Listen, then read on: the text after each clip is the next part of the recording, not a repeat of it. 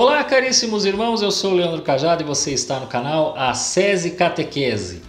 Muito bom ter você por aqui. Hoje temos uma aula importantíssima, para mim um tema difícil a ser apresentado, não que eu não saiba, mas é diferente na hora de gravar.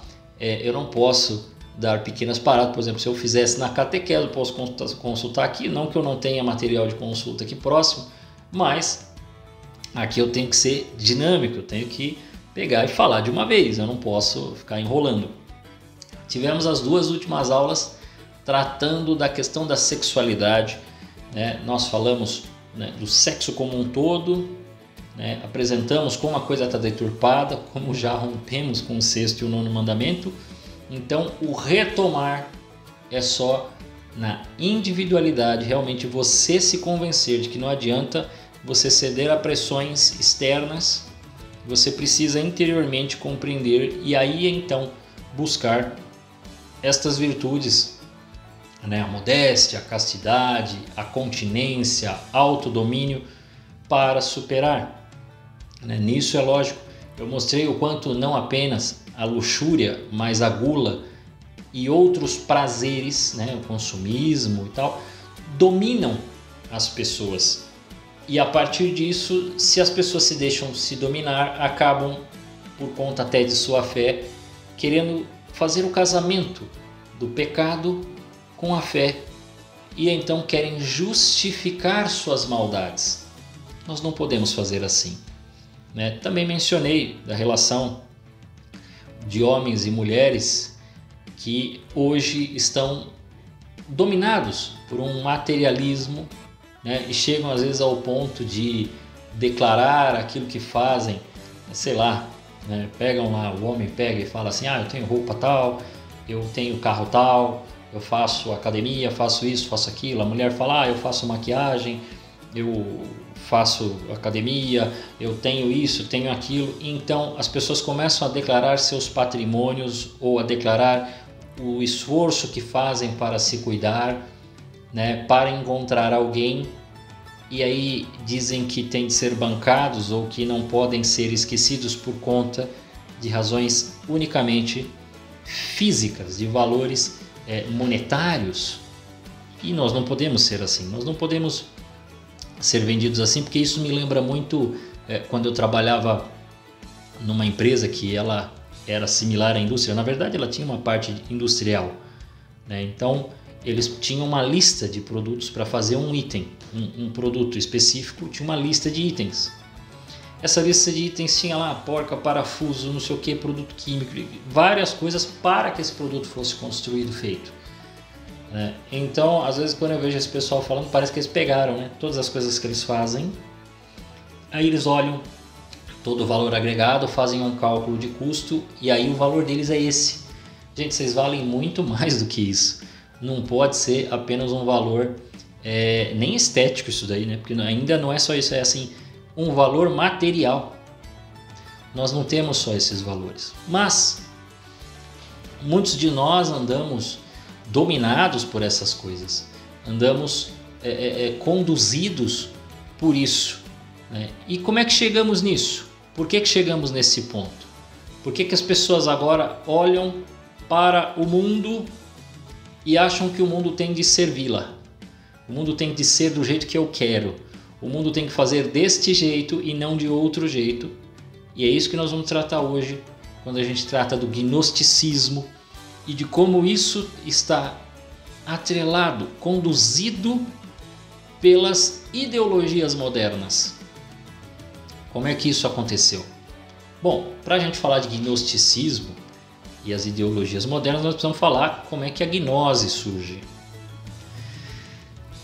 A gnose, na verdade, é uma palavra grega que significa conhecimento. Bom, conhecimento é importante. Conhecimento, você precisa ter conhecimento para, né, o que nós estamos fazendo aqui é tentando adquirir conhecimento, né, em grego, gnose, para entender o que está acontecendo e poder ter uma ação. Mas o gnosticismo não é exatamente isso. O gnosticismo, ele parte da ideia de que existe um conhecimento secreto e superior que os homens precisam ter para se libertar do mundo. Por que se libertar do mundo? Bom, a gnose antiga ela é transcendente. Ela tem um quê religioso. Ela tem uma ideia religiosa. E se você estuda a história da igreja, você vai ver que ela talvez seja a primeira heresia que apareceu. Né? Que muito do que diziam a gnose antiga, né? Essa primeira heresia, mencionava que sim, Jesus esteve em nosso mundo. Não negavam, porque as escrituras já estavam, né? A revelação já estava quase pronta. Né? Ela é datada dentro do cristianismo quase ao final do primeiro século. Então, talvez até o último apóstolo ainda estava vivo, né? Ou até outros ainda estavam vivos, não tinham sido martirizados, só João não foi martirizado, né? João morreu de velho. E a coisa começa a se proliferar da seguinte maneira: não, Jesus esteve em nosso mundo, mas ele foi um homem que trouxe a sua mensagem, mas a verdadeira mensagem não foi para os apóstolos. Os apóstolos não tinham condição de saber a verdadeira mensagem. Este verdadeiro conhecimento, gnosis, foi passado a outros homens sábios, estes sim, capacitados para entender a verdadeira mensagem. Então, Jesus passava uma mensagem, né, mais depurada, mais simples para a população em geral. E havia uma mensagem secreta que foi passada para estes homens sábios. Então, quer dizer, existia uma mensagem esotérica e uma mensagem exotérica. Era assim que eles falam. Né? O que é esse conhecimento? Esse é o verdadeiro conhecimento que vai salvar os homens. Presta atenção, tem várias coisas aí que são já um problema. Primeiro, eles vão dizer que Jesus se diviniza a partir desse conhecimento. Que onde ele foi aprender? Esse conhecimento ele foi aprender lá fora, não foi aprender na terra, em Jerusalém. Ele foi aprender lá no Egito. Ele sai, né? Ninguém sabia, mas ele sai e vai aprender com grandes mestres sábios, verdadeiros. É ali, como ele já era um homem sábio, ele realmente entende a verdade e aí ele se diviniza. Então ele traz esse conhecimento, um conhecimento mais básico, sábio aos homens, porque ele era um sábio, mas este muito mais difícil, muito mais elaborado para homens sábios que foram separados, que não estão mencionados em lugar nenhum. Ok? Isso aí é a gnose. Por quê? Porque para eles o que vai salvar é o conhecimento. Você precisa do conhecimento. Ninguém ama o que não conhece. Mas você passa a amar depois que você conhece, mas você precisa fazer este ato de amor. Esse ato de amor não é o conhecer. Né? Você já conheceu, está começando a amar. Oh, isso realmente é verdade. Nossa, que coisa sensacional, coisa incrível. Mas existe aí um acontecimento. E aí esse acontecimento é uma pessoa. Então você precisa se aproximar desta pessoa. E aí não é só conhecer, né? O conhecer agora é no sentido de aprofundar no amor. E não, conheci uma verdade secreta, não sei o que, tal. Não, isso aí é bobagem. Só que esta origem e esse papo do homem se libertar, né, através desse conhecimento secreto, não é uma coisa nova. Isso para os cristãos. Os cristãos começam a enfrentar esta coisa nova lá dentro do cristianismo. A igreja nascente, a igreja católica nascendo ali, começa a enfrentar esta heresia. Né? Os apóstolos, né, têm de combater, depois você começa a ver Irineu de Lyon combatendo, entre outros. Mas esse negócio tem origem, segundo os estudos, relatadas por um filósofo que começou a estudar isso porque ele vai perceber esta relação da antiga gnose, né, desse gnosticismo, com as ideologias modernas. Quem fez esse estudo? Foi um filósofo chamado Eric Voegelin. Eric Voegelin faz essa análise, então ele vai indo para trás, vai indo para trás, vai indo para trás, né? Ele chega até um ponto da Idade Média, aí vem o Von Urs Balthasar e fala para ele: tem mais para trás, tá? O cara, aí ele vai indo mais para trás e vê, né, as origens da gnose que estariam ali atreladas a civilizações da Mesopotâmia, Síria, Egito do século VII a.C. e que foi crescendo e ganhando mais força e ganha talvez sua definição, né? Fica ali, se torna a sua versão definitiva, mais ou menos ali por volta de ali do século, né, ela está se desenvolvendo, mas ela ganha ali por volta dos primeiros séculos cristãos, porque ela é neoplatônica. Então, quer dizer, além de toda essa ideia egípcia, mesopotâmica e tal, ela ainda é neoplatônica. Então ela vai ganhar mais um elemento, o neoplatonismo. E como é que ela defende, né? Como é que é o mundo que ela defende, já que ela fala que Jesus é esse grande libertador, porque é o grande sábio e tudo mais. Por que que ela fala que Jesus é isso? Bom, ela defende a seguinte coisa. Ela fala assim: tudo foi criado por um Deus bom, que criou as almas, né, o espírito. Todos eram livres e criou outros deuses. Todos ali viviam lindos e felizes e todos estavam lá bonitinhos, alma livre. Todas as almas estavam lá. Dentre esses deuses que ele criou, este Deus bom, surge um Deus chamado Demiurgo. Esse Demiurgo, meio que um rebeldezinho, decide criar um mundo para si e cria o universo material. Cria todas as coisas, todas as matérias, e dentre elas cria o homem, utilizando daquelas almas que eram livres e colocando nos corpos. Então, os homens estão aprisionados dentro dessas almas. E agora aprisionados na matéria, esta matéria é má.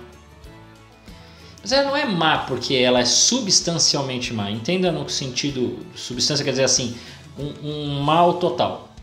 Não, é que como ela é uma prisão, ela é uma cadeia, toda a matéria tem uma limitação. Ela te limita. Por exemplo, seu corpo é limitado, né? Às vezes um corre mais, o outro corre menos. Então, quer dizer, possuem esses acidentes comuns, possuem essas diferenças. Quando você olha para o outro, você vê que ele é diferente de você, por mais que os dois sejam seres humanos, né? Você olha o homem e a mulher, é completamente diferente o corpo de um e do outro. Você pode olhar também um outro homem, dois homens, os dois são homens, mas um é baixo, um é alto, um é forte, um é magrinho, né? Um pode estar mais gordinho. Então existem essas diferenças limitantes são más. Então ele vê toda esta limitação da matéria como uma maldade. Então o que o homem deve fazer? Porque o homem estará preso, sempre preso. Ele precisa se libertar da matéria. Motivação transcendente. Isto ganha outros contornos. Por exemplo, na Idade Média, os cátaros, que, né, cresceram muito na Idade Média, que se apresentavam como os puros. Por quê? Porque eles eram desprendidos de toda a materialidade. Então eles não ligavam para dinheiro, não ligavam para comida, não ligavam para um monte de coisa. E aí viviam uma certa pobreza interior, que depois foi corrigida pelo exemplo, pela vida, pelos atos de São Francisco de Assis e os irmãos, né, os pequenos irmãos, os pequenos frades, os irmãos da pobreza, né, que aí sim, numa obediência à igreja, numa obediência às coisas, num amor pelas criaturas, por isso o Cântico das Criaturas, né, ele quebra essa ideia dos cátaros. No exemplo, né, não foi num debate, mas na vida ele mostra e acaba com aquilo que os cátaros apresentavam, que era uma ideia gnóstica. Você vai ter no Renascimento uma explosão, aí já fora do cristianismo, uma explosão esotérica, que vai também vir com essa ideia de não, nós temos o conhecimento verdadeiro. Você começa a dar uma estudada no Renascimento, coisa que muito professor às vezes não fala, né? Eles deveriam falar, não vejo. Acho que é um fato ocorrido, não é um problema. É um problema, mas assim, não é um problema explicar estas coisas. E às vezes o pessoal esquece. Que é o fato de que o Renascimento é o renascimento do quê? Do paganismo. Eles estão entendendo que a Idade Média passou e que agora nós temos o verdadeiro conhecimento. Mas quem tinha o conhecimento antes e foi banido pela igreja, né, pela Idade Média, foram os gregos, os romanos. Então nós temos que voltar a ter tudo que os romanos e os gregos tinham e faziam. E aí começa um paganismo sem igual, um esoterismo tremendo, e o gnosticismo se prolifera de tal maneira que começam a surgir grupos secretos. Você começa a procurar grupos secretos, todos os grupos secretos que existem até os dias de hoje, eles ficam fazendo essas linhas, aí eles ficam sempre colocando algum autor, né, algum desses grandes gênios da ciência, eles sempre colocam alguns deles lá, né? Ah, não, que é o movimento Rosa Cruz, foi esse. Outro movimento, não sei o que, teve esse. Você vai dar uma procurada, você vê que todos eles colocam essas coisas. Por quê? Porque eles precisam mostrar que eles têm o verdadeiro conhecimento e eles são homens livres, que já não estão presos à materialidade.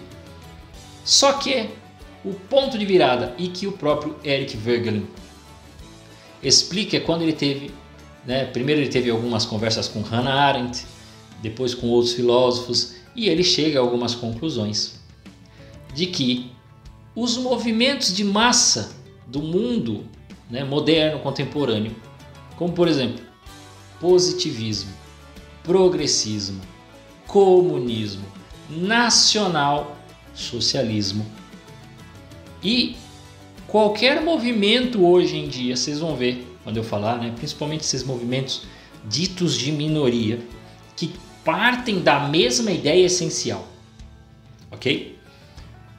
Você vai ver que eles defendem uma mesma ideia gnóstica. Sim. Como assim, Leandro? Bom, eles defendem a seguinte ideia. Eles defendem que eles são representantes de um futuro, né? É numa ideia revolucionária, quer dizer, nós representamos um futuro.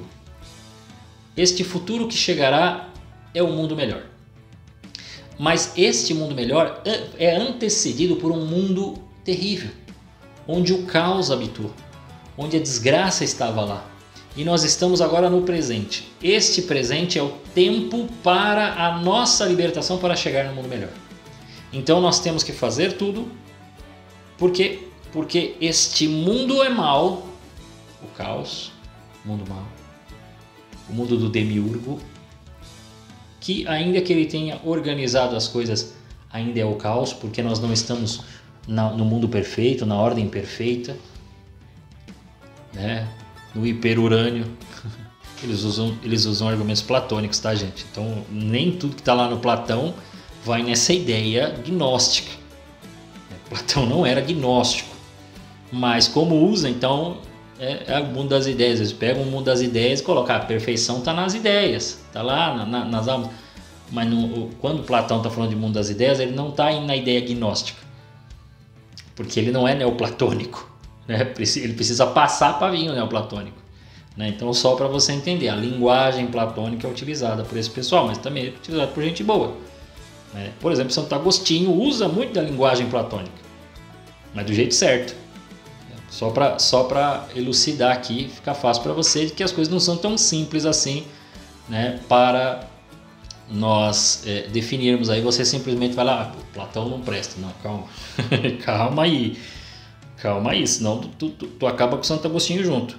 Então muito cuidado, né, porque Santo Agostinho tem esses elementos, tem elementos platônicos para poder conduzir, para poder entender a realidade, para a filosofia de Agostinho acontecer, ele tem uma origem. Voltemos aqui, porque senão nós vamos muito longe com esse negócio. Então, estes movimentos eles se declaram portadores da verdade. de uma verdade que estava oculta até esse momento, ninguém tinha percebido. E aí eles fazem a divisão do mundo. No caso do positivismo, nós tínhamos a idade antiga, que era a idade filosófica. Depois veio a idade teológica. Agora nós estamos na idade positiva.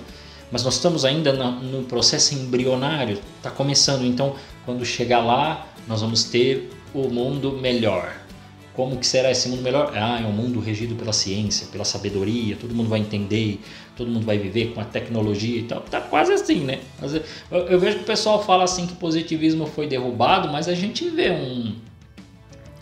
um empreendimento, às vezes, né? Um cientificismo.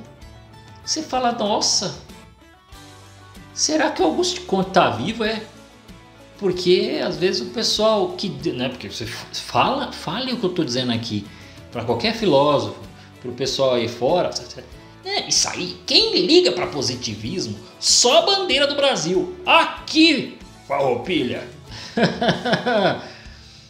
As pessoas continuam muito positivistas porque elas defendem um cientificismo tremendo que vai resolver todos os problemas, que nós vamos ter a solução, uma cura para todo mal. Né? Ou então o progressismo, né? Que aí defende, não, porque o progressismo defende aquela ideia.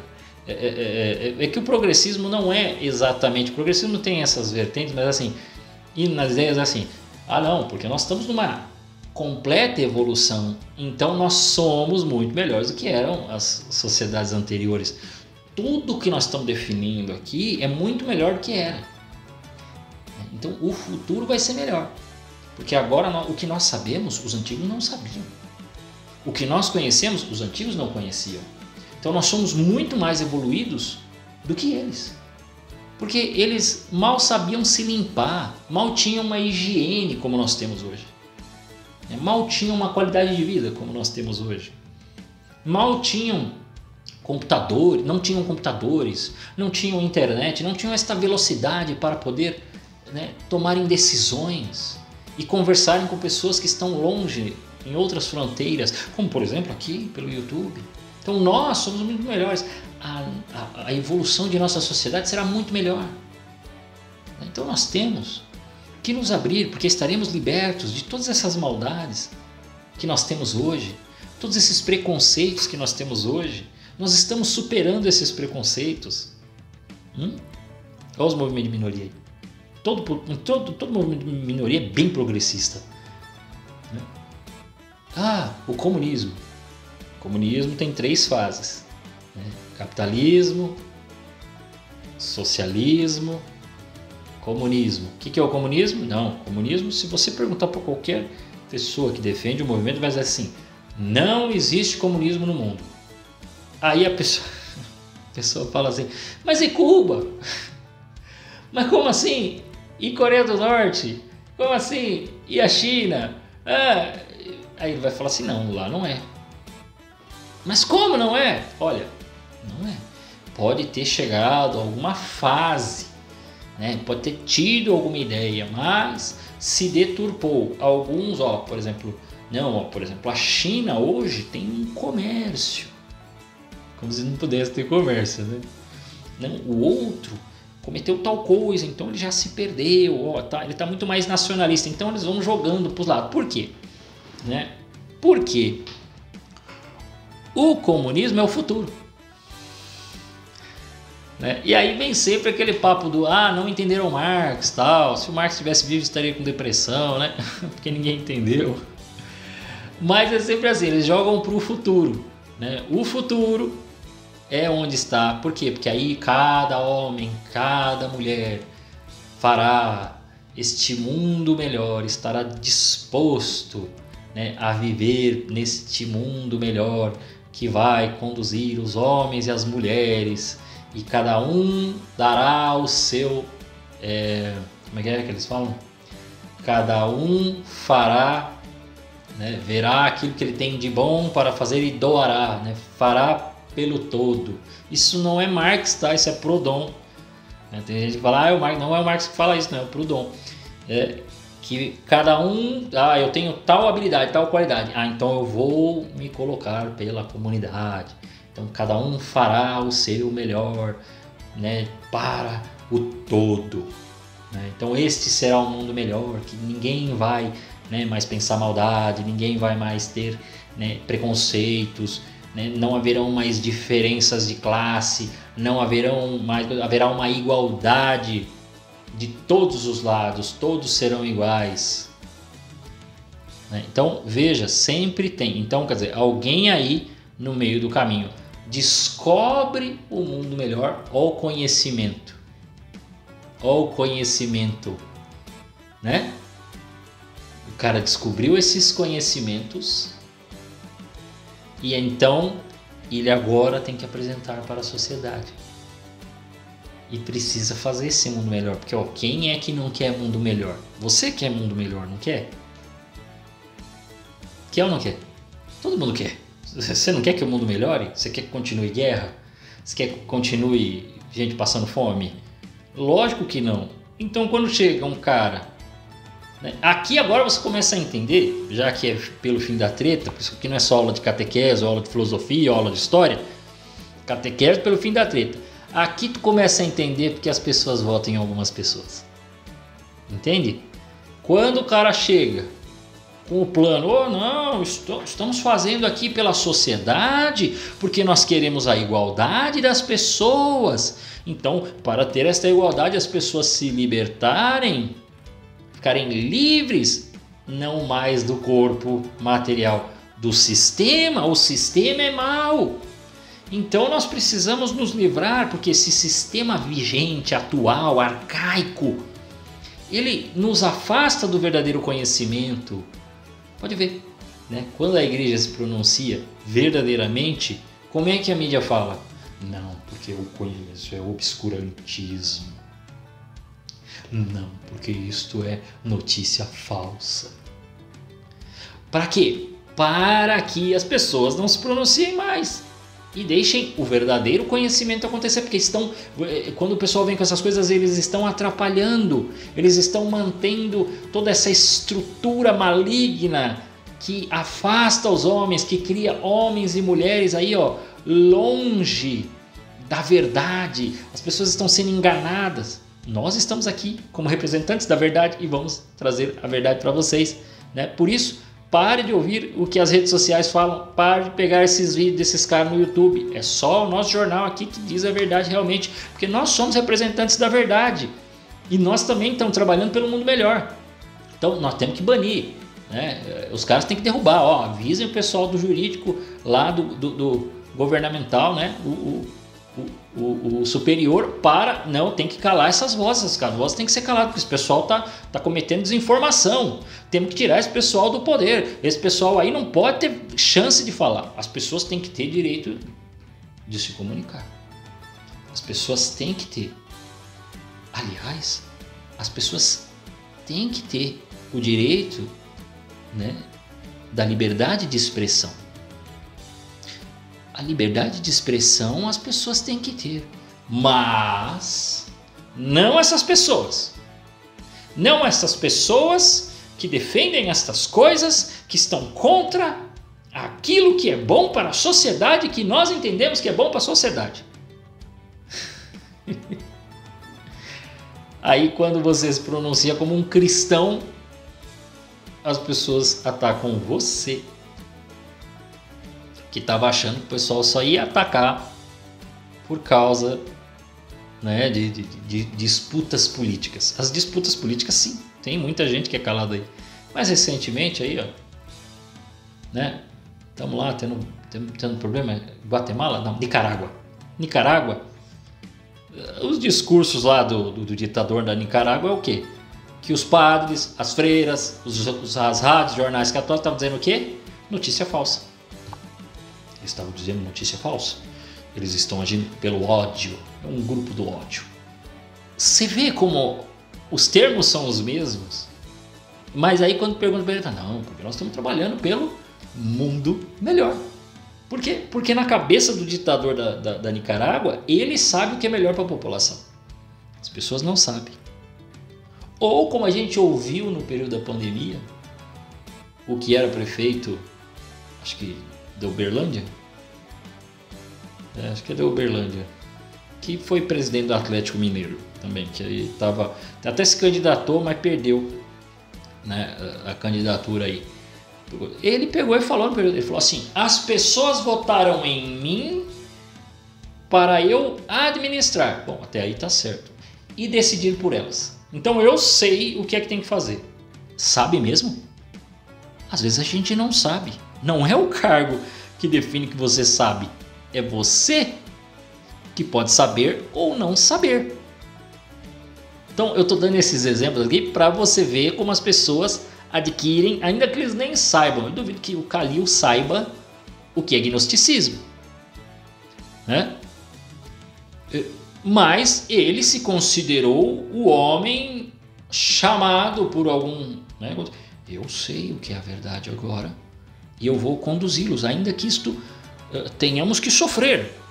Calma, gente, a gente sabe que não era um momento fácil, foi um momento difícil, mas o cara bater no peito e dizer assim: olha, em nome da verdade que eu sei, eu vou botar na cadeia você se você discordar de mim.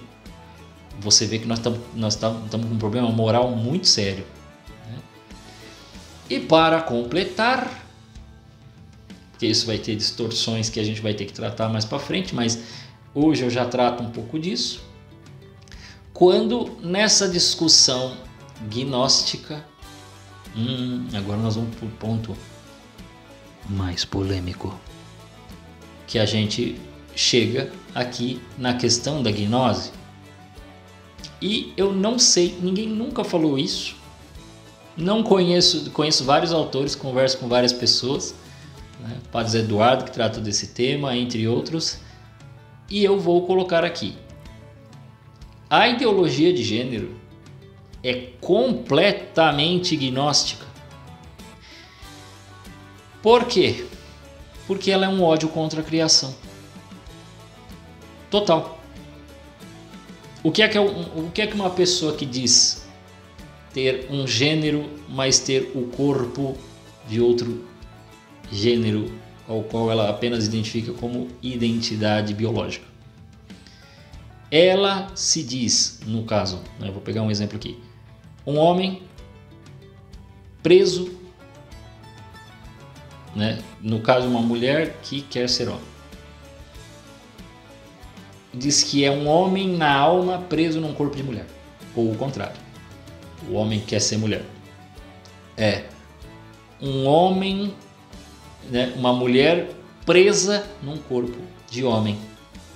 Ora, peraí, você está dizendo que quando a pessoa foi constituída, gerada no ventre de mamãe, através da relação com o pai, quem colocou a alma foi Deus. Então o corpo biológico foi sendo formado fisiologicamente, geneticamente pelos pais. A alma quem colocou foi Deus. Quando alguém fala um negócio desse, ele está dizendo assim: Deus me puniu. Deus me odeia. Porque é esse Deus mau. Deus é mau. Ainda que o pessoal não usa o termo demiurgo, o pessoal nem sabe, eu estou falando para vocês aqui do termo demiurgo e tudo mais, mas quando eles falam de Deus, a grande maioria, ainda mais aqui no Ocidente, vai pensar no Deus Todo-Poderoso, que então errou a alma, colocou uma alma de sexo diferente do corpo para punir a pessoa. É isto que estamos dizendo? De que as pessoas estão presas na matéria, esta matéria má, porque é dentro que importa e é este que precisa sair. Então aqui está a ciência, olha o positivismo ajudando aí, para modificar o corpo, ou colocar hormônio, ou através de um progressismo, criar leis que beneficiem para que este ódio gnóstico contra a criação se submeta e então Cale as vozes discordantes. Olha a transição, socialismo para o comunismo.